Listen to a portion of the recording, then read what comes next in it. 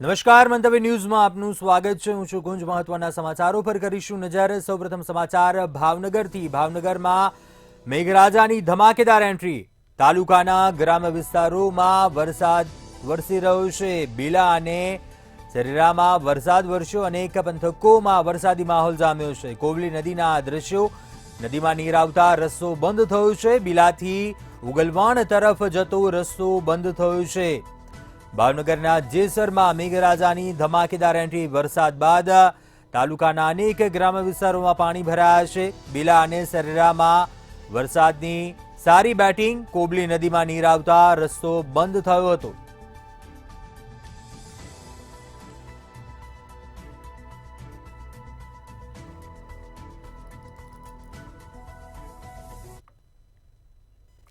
ભાવનગરમાં વિરામ બાદ ફરીથી વરસાદી માહોલ જોવા મળ્યો. ભાવનગરના અનેક પંથકોમાં વરસાદી માહોલ જોવા મળ્યો. લાંબા સમય બાદ વરસાદી માહોલ જામ્યો છે. શહેરમાં બપોર બાદ અચાનક ધોધમાર વરસાદ શરૂ થયો હતો. દિવસભર વાદળછાયું વાતાવરણ જોવા મળ્યું હતું.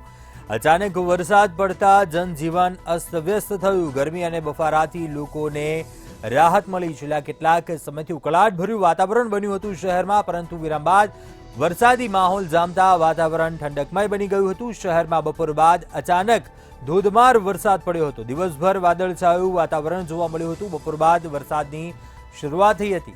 અચાનક વરસાદ પડતા જનજીવનને પણ ક્યાંક અસર પહોંચી હતી. ગરમી અને બફારાથી લોકોને રાહત મળી છે. વાતાવરણ ઠંડકમય બની ગયું છે.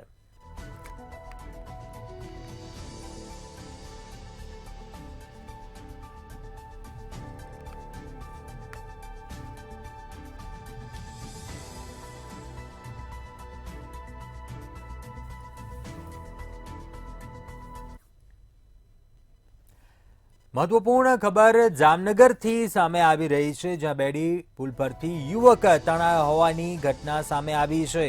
બેડી પુલ પરથી યુવક તણાયો છે. જામનગર મનપાની ફાયરની ટીમને જાણ થતા તાત્કાલિક સ્થળ પર પહોંચી છે અને રેસ્ક્યુની કામગીરી હાથ ધરી છે. તણાયેલા યુવકને શોધી નીકાળવા માટે નદીમાં રેસ્ક્યુ હાથ ધરવામાં આવી રહ્યું છે. વરસાદને કારણે મોટાભાગના જળાશયો ઓવરફ્લો થયા છે, ત્યારે નદી નાળાઓમાં હજુ પણ પૂર જેવી સ્થિતિ છે. નદી બંને કાંઠે વહી રહી છે, તેને કારણે યુવકને શોધવા માટે હાલ રેસ્ક્યુ હાથ ધરવામાં આવી રહ્યું છે. બેડી પુલ પરથી યુવક તણાયા હોવાની ઘટના.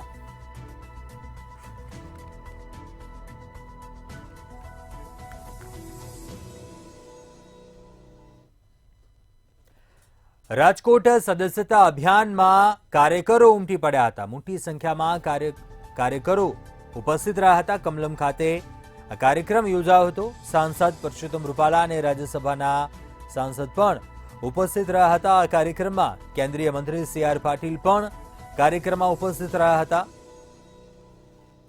કર્ણાટકના પૂર્વ રાજ્યપાલ વજુભાઈ વાળા પણ કાર્યક્રમમાં ઉપસ્થિત. સદસ્યતા અભિયાનને લઈ કાર્યકરો સાથે બેઠક કરી હતી, વાર્તાલાપ કર્યો હતો. આ અભિયાનને લઈને કમલમ ખાતે આ કાર્યક્રમ યોજાયો હતો. સદસ્યતા અભિયાનમાં મોટી સંખ્યામાં ભાજપ કાર્યકરો ઉપસ્થિત રહ્યા હતા. સાંસદ પરસોત્તમ રૂપાલા, રાજ્યસભાના સાંસદ પણ ઉપસ્થિત રહ્યા હતા. કેન્દ્રીય મંત્રી સી.આર. પાટીલ પણ આ કાર્યક્રમમાં ઉપસ્થિત રહ્યા હતા. કર્ણાટકના પૂર્વ રાજ્યપાલ વજુભાઈ વાળા પણ કાર્યક્રમમાં ઉપસ્થિત રહ્યા હતા. મોટી સંખ્યામાં સ્થાનિક રાજકોટના કાર્યકરો છે તેઓ હાજર હતા. સદસ્યતા અભિયાનને લઈને બેઠકમાં મંથન કરવામાં આવ્યું હતું. કમલમ ખાતે આ કાર્યક્રમનું આયોજન થયું હતું. સાંસદ પરસોત્તમ રૂપાલા, કેન્દ્રીય મંત્રી સી.આર. પાટીલ આ કાર્યક્રમમાં ઉપસ્થિત રહ્યા હતા.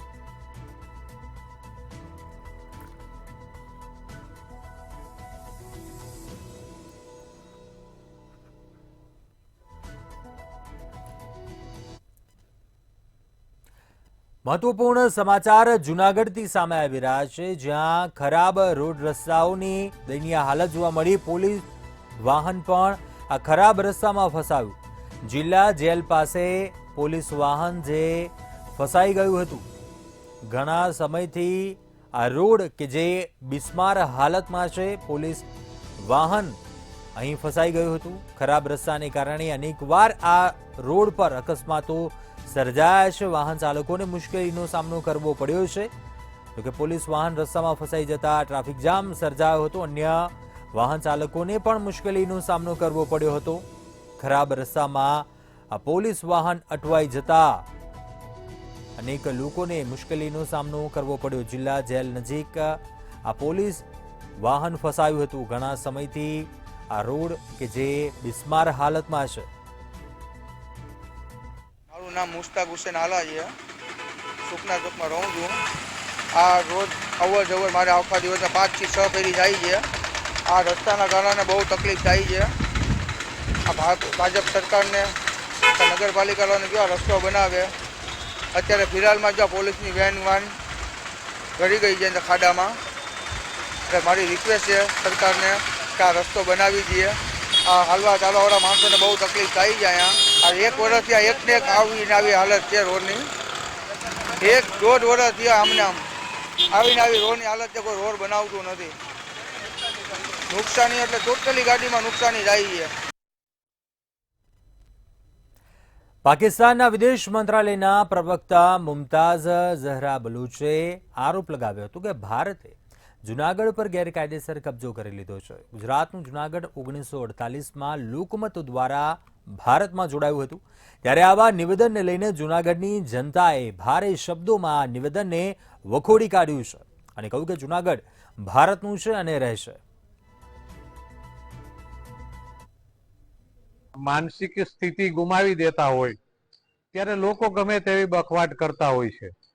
એમને ખબર હોવી જોઈએ કે જૂનાગઢ એ ભારત દેશનો અભિનય અંગ છે અને આદરણીય સરદાર વલ્લભભાઈ પટેલે આ લડાઈ કરી અને જૂનાગઢને મતદાન કરી અને જ્યારે અહીંયા જૂનાગઢને ભારતની અંદર ભેળવું હતું. ખરેખર પાકિસ્તાનના લોકોએ ચિંતા કરવી હોય તો એ દેશની અંદર જે અરાજકતા ફેલાઈ છે, જે મુસ્લિમ પરિવારો ત્યાં પીડાઈ રહ્યા છે, ખૂનની નદીઓ વહે છે, ભૂખમરો છે, તો એમના દેશના લોકોની સ્થિતિ સુધારવા માટેની ચિંતા કરવી જોઈએ. પાકિસ્તાનના જે મંત્રી છે તેનું કહેવાનું છે કે જૂનાગઢ પાકિસ્તાનનું છે, પરંતુ તેમને ખૂબ જ કડક શબ્દોમાં કહું છું કે જૂનાગઢ ભારતનું છે અને ભારતનું જ રહેવાનું છે. કારણ કે આજે જૂનાગઢ જે ઐતિહાસિક સ્થળ ને પર્યટન સ્થળ થયું છે અને લાખો લોકો જ્યારે જૂનાગઢમાં પ્રવાસન તરીકે આવી રહ્યા છે ત્યારે આજે પાકિસ્તાનના વિદેશ મંત્રી એમ કહી રહ્યા છે કે પાકિસ્તાનનું જૂનાગઢ છે. તો હું જે એમની વાત છે તેમને સતત વખોડું છું અને કડકમાં કડક રીતના કહું છું કે જૂનાગઢ હંમેશા ભારતનું છે, જૂનાગઢ વાસીઓનું છે. જૂનાગઢ વિશે મુમતાઝ ઝહરાએ જે પાકિસ્તાનના વિદેશ પ્રધાન છે એને જે નિવેદન આપ્યું છે તેને અમે વખોડીએ છીએ. જૂનાગઢની પ્રજા આજની હુકુમતની અંદર પણ ખંભેથી ખંભો મેળવી અને વલ્લભભાઈ પટેલ સાથે રહી અને જે જંગ જીતી અને જૂનાગઢને આઝાદ કરાવ્યો અને જૂનાગઢની પ્રજા ત્યારે તે વખત બી ભારતની સાથે હતી. આજે બી હિન્દુસ્તાનના મુસલમાન જૂનાગઢની સાથે જ છે. જૂનાગઢ સપનું જોવું ન જોઈએ પાકિસ્તાનને કે જૂનાગઢ પાકિસ્તાનની અંદર છે. આ પાકિસ્તાની પ્રવક્તા એમ તો કહે છે કે નાપાક દેશના પ્રવક્તા જે વિદેશ પ્રવક્તાએ જે પોતાનું નિવેદન આપ્યું છે એ સ્વેચ્છા સમજાવવા વગરનું એક નિવેદન આપ્યું છે અને અવારનવાર આવો રાજકીય પ્રોપાગન્ડાને લઈને આવા પાકિસ્તાની લોકો કરતા હોય છે એવું આપણે ધ્યાનમાં આવ્યું છે. સૌપ્રથમ પહેલા એ વાત જણાવી દઉં છું કે જૂનાગઢ છે એ ભારત દેશનું અવિભાજ્ય અંગ છે અને એને કોઈને એનું વિભાજન કરી શકે નહીં. એ સ્પષ્ટ વસ્તુ છે અને ભારત દેશમાં જ રહેશે એની કોઈ આશંકાને સ્થાન નથી. પાકિસ્તાનના જે લોકો છે એની જે મુશ્કેલીઓ છે એને હલ કરવા માટે કરીને પાકિસ્તાનના જવાબદારોને વિચારવું જોઈએ, ત્યાં પોતાની એનર્જી બગાડવી જોઈએ, ન કે જૂનાગઢની ચિંતા કરવા માટે કરીને. જૂનાગઢ તો હંમેશા ભારતનું હતું, ભારતનું છે અને ભારતનું રહેશે. જૂનાગઢ તો ભારતનું છે, હતું ને રહેશે, પણ જૂનાગઢના નાગરિકો ભારતના હતા, છે અને રહેશે. પાકિસ્તાન સાથે પેલા પણ કઈ લેવા દેવા જૂનાગઢને નહીં હતું ને આજે પણ કઈ લેવા દેવા જૂનાગઢને નથી. રાજકોટના ઉપલેટા તાલુકામાં સતત પડેલા અતિભારે વરસાદ અને ઉપલેટા તાલુકાના તમામ ડેમોમાંથી છોડવામાં આવેલા પાણીના પૂરથી સમગ્ર તાલુકાના અનેક ખેતરો અને જમીનોનું ધોવાણ થયું છે. ખેડૂતોએ વાવેતર કરેલ સમગ્ર મોલ ભારે વરસાદથી સદંતર નષ્ટ થયો છે. નીચાણવાળા અનેક વિસ્તારો, ખેતરો અને રહેણાંક મકાનોમાં પણ પાણી ફરી વળ્યા છે, જેથી લોકોને ઘરવખરી સહિત મોટા પ્રમાણમાં તેમને નુકસાની ભોગવવાનો વારો આવ્યો છે.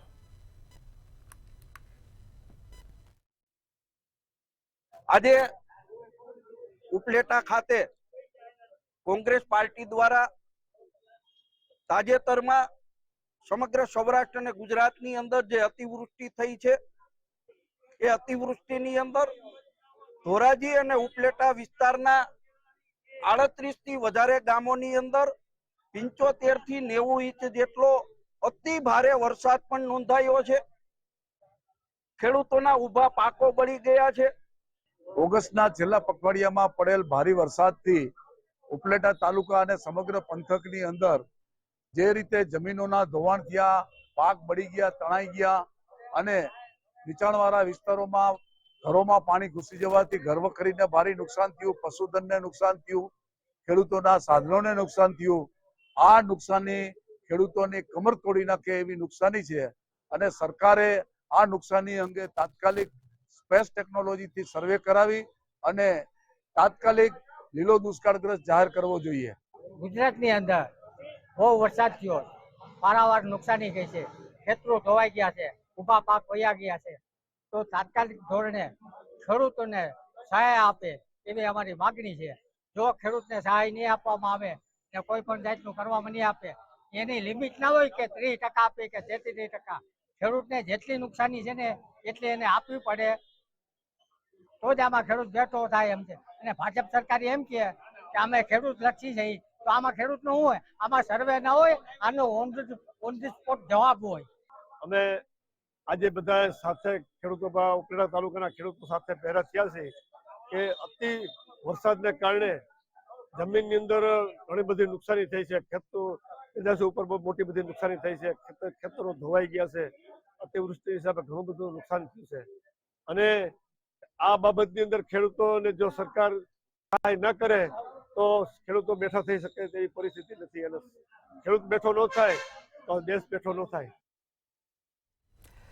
ભાવનગર શહેર અને જિલ્લામાં વરસાદની શરૂઆત થતાં જ રસ્તાઓની થયેલી કામગીરીમાં બેદરકારીને છતી કરી દીધી છે.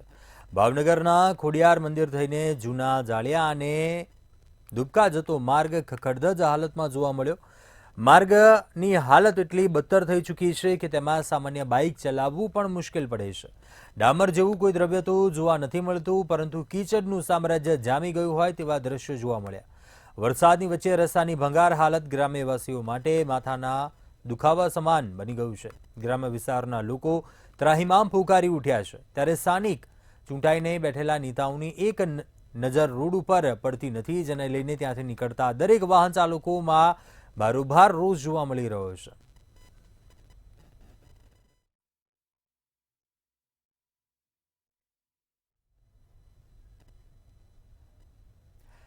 જામનગર જિલ્લાને લીલો દુષ્કાળ જાહેર કરવા કિસાન કોંગ્રેસની ઉગ્ર માંગ ઉઠી છે. જામનગર જિલ્લામાં છેલ્લી 30 વર્ષની સરખામણીમાં 159% સરેરાશ વરસાદ નોંધાયો છે. આ અતિવૃષ્ટિએ જિલ્લાના ખેડૂતો, માછીમારો અને ગરીબોને ભારે નુકસાન પહોંચાડ્યું છે. જોકે સરકાર આપદાગ્રસ્ત લોકોને જરૂરી સહાય પૂરી પાડવામાં નિષ્ફળ રહી છે.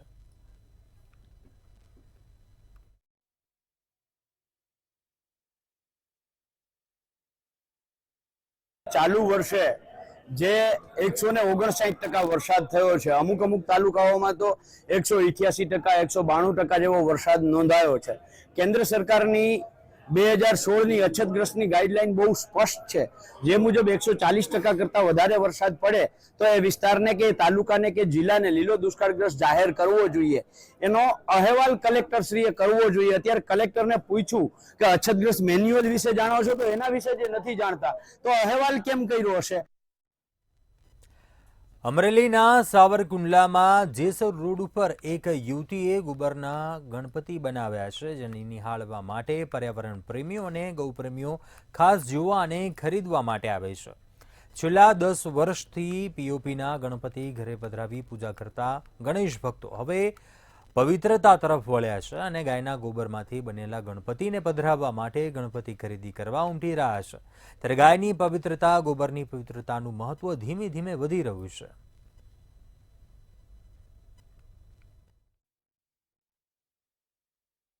ના ગણપતિ બાપાને જ્યાંથી મેં જોયા છે એ ગાયના ગોબરમાંથી બને છે ને ગાય માતા હંમેશા પવિત્ર માતા તરીકે ગણાય છે. તો ગાયના ગોબરમાંથી જે ગણપતિ બાપા બનતા હોય તેનું આપણે સ્થાપન કરવું જોઈએ. એ અત્યારે સંસ્કૃતિમાં ગણાય છે. ને હું આ લેવા આવી છું, મને બહુ ગમ્યા છે. એટલે ગાય માતાનું ગોબરમાં જે બન્યું છે એ આપણે એનું સ્થાપન કરવું જોઈએ ગણપતિ બાપાનું. 3 વર્ષ પહેલા રાજકોટ પાસે ત્રંબા છે ત્યાં એક ગૌ ઉત્પાદનની શિબિર હતી, તો મેં ત્યાં તાલીમ લીધેલી હતી કે ગૌ માતાનું જે ગોબર છે એને આપણે વેસ્ટ ન સમજતા આપણે એમાંથી ઘણી બધી વસ્તુઓ છે એ બનાવી શકીએ છીએ. તો હાલમાં જે ગણેશ ઉત્સવ આવી રહ્યો છે એના માટે ગણેશજીની મૂર્તિ આપ જોઈ શકો છો એ ગોબરમાંથી બનાવેલી છે અને મૂર્તિની સાઈઝ છે એ 9 ઇંચ જેવી છે અને એક મૂર્તિ બનાવવામાં 15-20 મિનિટ જેવો સમય લાગે છે, પણ એને સુકવવામાં 10-15 દિવસ લાગે છે. અને જે કલર દેખાય છે એ વોટર કલર છે, એટલે સંપૂર્ણ ઇકો ફ્રેન્ડલી છે અને પવિત્ર મૂર્તિ છે.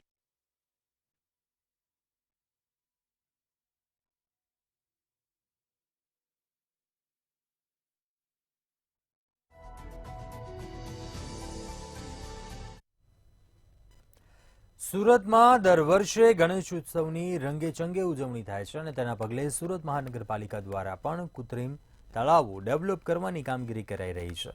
પાલિકા દ્વારા શહેરના 6 ઝોનમાં 2 કરોડથી પણ વધારેના ખર્ચે 10 જેટલા કૃત્રિમ તળાવો બનાવવામાં આવ્યા છે. જે તળાવ ઉપર સીસીટીવી કેમેરા સહિતની તમામ વ્યવસ્થાઓ ઊભી કરવામાં આવશે. તેમજ જીપીએસ સિસ્ટમ મુજબ મોટી પ્રતિમાઓનું વિસર્જન દરિયામાં કરાશે, જ્યારે નાની પ્રતિમાઓનું વિસર્જન ઘર આંગણે થાય તેવી અપીલ કરાઈ છે.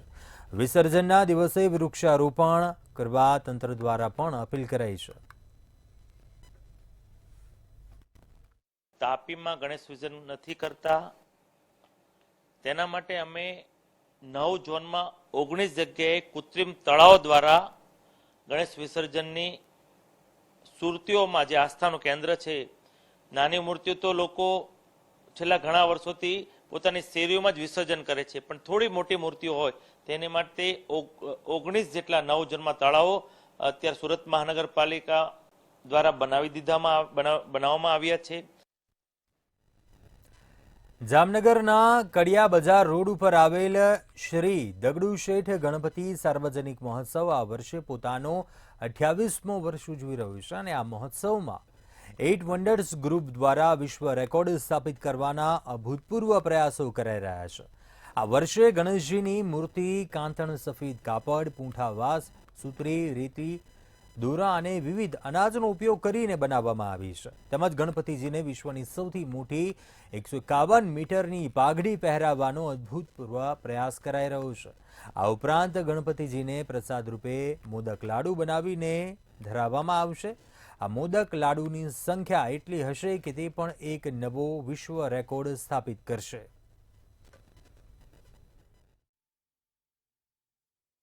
અને આ વર્ષે અમે 9મું ગિનિસ વર્લ્ડ રેકોર્ડ સ્થાપિત કરવા જઈ રહ્યા છીએ. એમાં આ વર્ષે અમે ગણપતિજીને પાઘડી પહેરાવી રહ્યા છીએ. એ 550 થી 600 મીટર ઉપરની પાઘડી હશે અને ઓછામાં ઓછા અમે એમાં 70 થી 80 સાફાનો ઉપયોગ થશે આમાં. અને આ વખતે જે પાઘડીની થીમ હશે એ અમારી રાષ્ટ્રધ્વજની થીમ હશે. આ વખતે રાષ્ટ્રીય ભાવનાના હિસાબે અમે ગણપતિજીની વિશ્વની સૌથી મોટી પાઘડી બનાવીને વર્લ્ડ રેકોર્ડ સ્થાપવા જઈ રહ્યા છીએ. તેની અંદર ત્રિરંગા કલરની આ ગણપતિજીને પાઘડી પહેરાવવામાં આવશે. તેમજ લોકોને ઉપયોગી થાય તેવા સંદેશ અને પ્રસાદ રૂપી પણ અમે આયોજન કરેલું છે. તેની અંદર 11,111 મોદક લાડુ ગણપતિજીને ધરાવી અને લોકોને પ્રસાદ રૂપી તેની વેચણી કરવામાં આવશે. અને આ ગણપતિજીની મૂર્તિ છે તે ઇકો ફ્રેન્ડલી મૂર્તિ બનાવેલ છે. ભાવનગરમાં એટીએમમાં ચોરીનો પ્રયાસ કરાયો હોવાનું સામે આવ્યું. ગારિયાધારમાં બેંક ઓફ બરોડાના એટીએમમાં ચોરીનો પ્રયાસ કરાયો હતો, જેમાં એટીએમનો કાચ તોડીને મશીન બહાર લાવવાનો પ્રયાસ કરાયો હતો, પરંતુ આ પ્રયાસ નિષ્ફળ નીવડ્યો હતો.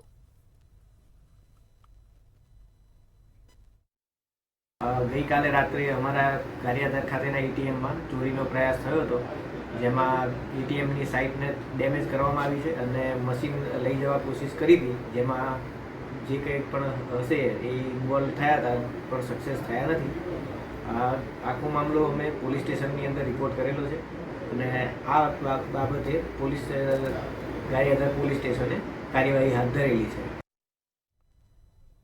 ગીર સોમનાથમાં સૂત્રાપાડાના પ્રશ્નાવડા ગામના પશુપાલક ધારકો દ્વારા માહી ડેરી સામે અસંતોષને લઈને એક મીટિંગનું આયોજન કરવામાં આવ્યું હતું. મીટિંગોમાં પશુપાલક ધારક રમેશે જણાવ્યું હતું અન્ય ડેરીઓમાં પશુપાલક ધારકોને 27 થી 28% બોનસ ફાળવે છે, સાથે ખાણ દાણમાં સબસિડી આપે છે, તો આ ડેરી કેમ નથી ફાળવતી તેનો યોગ્ય જવાબ નહીં દેવામાં આવે તો આવનારા દિવસોમાં ગામે ગામ મીટિંગનું આયોજન કરી કલેક્ટરને આવેદન આપવામાં આવશે.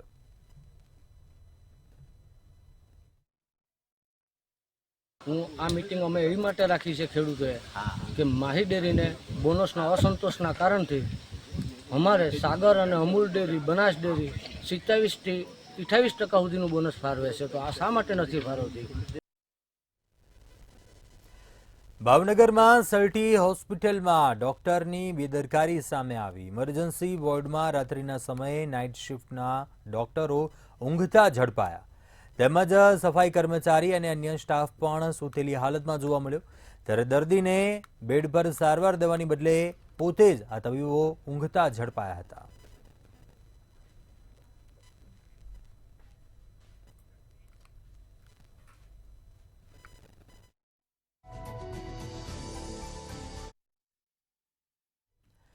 સુરતમાં જળ સંચય જન ભાગીદારી યોજનાનો શુભારંભ કરવામાં આવ્યો હતો. સુરતના ઇન્ડોર સ્ટેડિયમ ખાતે કાર્યક્રમ યોજાયો હતો, જેમાં પીએમ નરેન્દ્ર મોદી વર્ચ્યુઅલ માધ્યમથી ઉપસ્થિત રહ્યા હતા.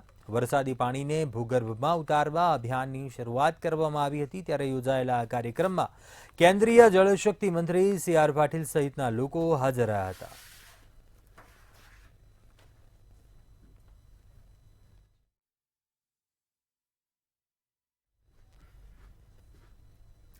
રાજકોટમાં ખૂબ જ ચર્ચામાં રહેતા નરેશ પટેલ અને જયેશ રાદડિયાની શાબ્દિક યુદ્ધ બાદ દિલીપ સંઘાણીએ રાજકોટમાં કહ્યું કે હું સમાધાન કરાવીશ. સાથે જ દિલીપ સંઘાણીએ કહ્યું કે બંને જણાનો જવાબ ખૂબ જ પોઝિટિવ છે. જયેશ પટેલ અને નરેશ પટેલ બંનેએ જણાવ્યું કે તમે જે કરો તે અમને મંજૂર છે. વધુમાં એમ પણ કહ્યું કે હું મારા પ્રવાસમાંથી ફ્રી થતાં જ તે બંનેના સમાધાન કરાવીશ.